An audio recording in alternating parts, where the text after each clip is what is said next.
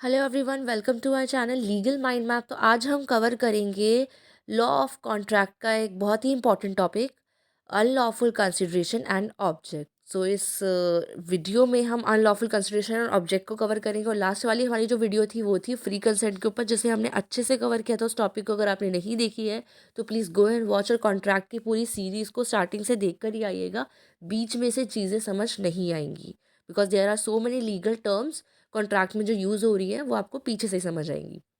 All rights.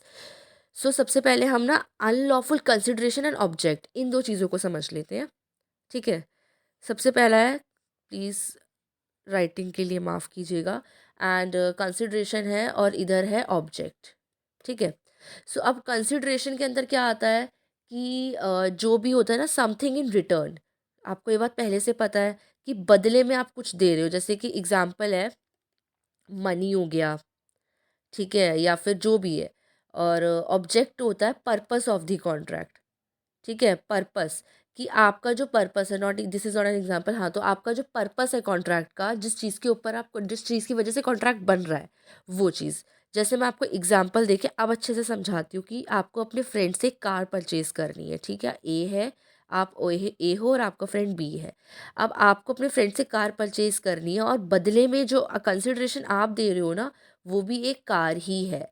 सो B आपको car दे रहा है और बदले में आप भी उसे कार ही दे रहे हो। आप बी को आपकी कार पसंद आई, आपको बी की कार पसंद आई, तो दोनों ने आपस में एक्सचेंज कर ली अपनी car.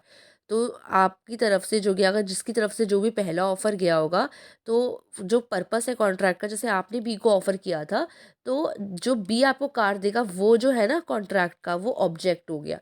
And the other thing is consideration. अगर आप कार की जगह उसके मनी भी देते बी को, तो वो भी कंसिडरेशन के अंदर आता।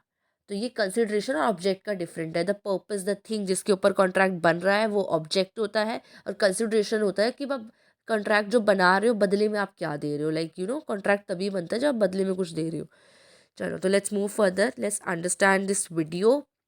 सो इस वीडियो में जो हम डिस्कस करेंगे ना, लॉफुल, मतलब वीडियो जो है वो है अनलॉफुल कंसिडरेशन एंड ऑब्जेक्ट के ऊपर। तो अनलॉफुल कंसिडरेशन और ऑब्जेक्ट होता कैसे है, उसके लिए हमें लॉफुल समझना पड़ेगा कि लीगल कंसिडरेशन, लॉफुल कंसिडरेशन और लॉफुल ऑब्जेक्ट क्या होता है।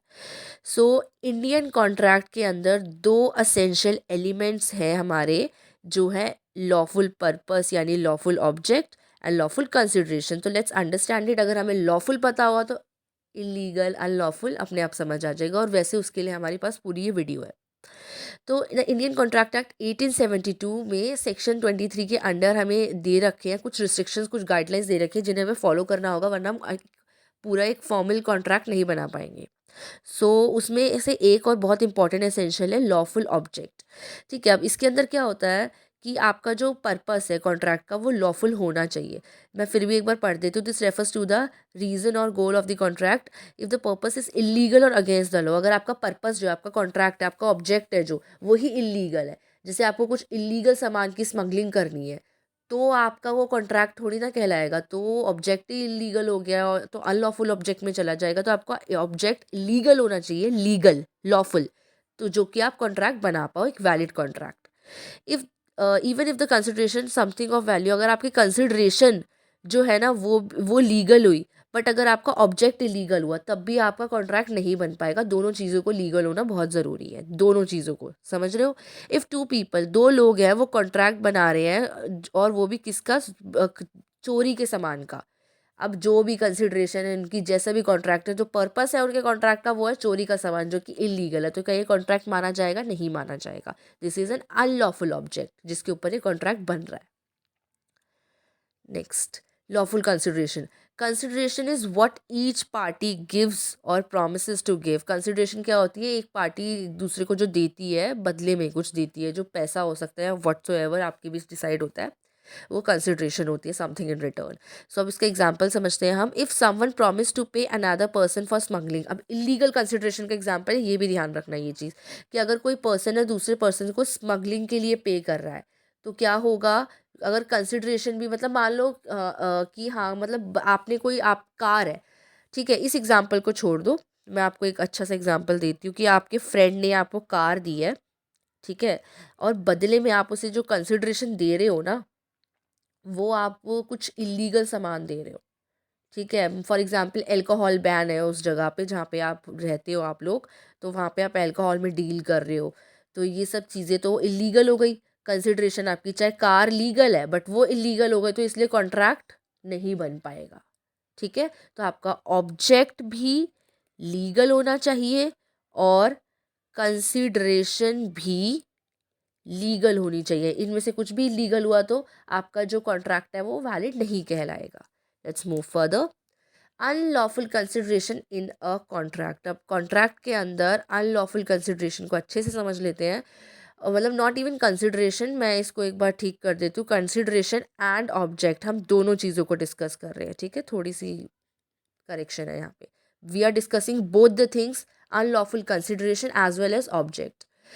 सो forbidden by the law, objects और consideration prohibited by the law. कोई भी ऐसा ऑब्जेक्ट या फिर कंसिडरेशन, दो ठीक है, दोनों के लिए सेम रूल्स हैं। लॉ ने प्रोहिबिट कर दिए, बिल्कुल बंद कर दिए कि इन चीज़ों में तो डील हो ही नहीं सकती है, इलीगल चीज़ है, इलीगल सामान है। तो आप ना उसे कंसिडरेशन के थ्रू दे सकते हैं कि चल बदले में तो ये चीज़ रख ले, या फिर आप उसके ऊपर पूरा कॉन्ट्रैक्ट बनाएंगे एज एन ऑब्जेक्ट, तब भी नहीं बना सकते। It's unlawful means unlawful, illegal हो गया, कॉन्ट्रैक्ट नहीं बन सकता, ठीक है। Unlawful acts punishable by law fall under this category rules, ठीक है। अब अनलॉफुल एक्ट जो है वो भी पनिशेबल होते हैं और इसी कैटेगरी में फॉल होते हैं। Rules and regulation disallowed by authorities determine legality.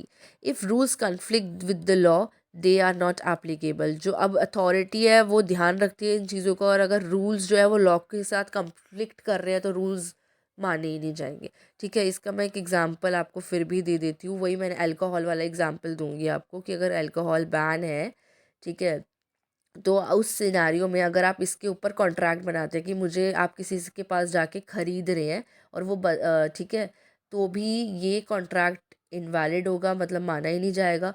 और अगर आप किसी को दे रहे हैं, ठीक है, तो भी वो इनवैलिड माना जाएगा, like in way of consideration और इन वे ऑफ ऑब्जेक्ट, दोनों में इनवैलिड माना जाएगा। अगर आप कॉन्ट्रैक्ट जो है फ्रॉडलेंट इन नेचर पे आते हैं, so contract become void if the object in consideration is fraudulent. अगर आपके कॉन्ट्रैक्ट की जो ऑब्जेक्ट है कंसिडरेशन दोनों ही फ्रॉड के पर्पज़ से है, तो वो कॉन्ट्रैक्ट वॉइड होगा। जैसे एग्जांपल है कि आपने किसी को पेमेंट का प्रॉमिस किया है, उनके पैसे नहीं देना चाहते हो या धोखा देना चाहते हो उन्हें, बेसिकली तो उन्हें डिसीव करने के लिए, तो वो फ्रॉड नेचर में आ जाएगा, वो कॉन्ट्रैक्ट माना ही नहीं जाएगा क्योंकि उसमें इंटेंशन ही सही नहीं है आपका, ठीक है। Next, defeats the purpose of the law. Contracts are void, contracts void हैं, ठीक है।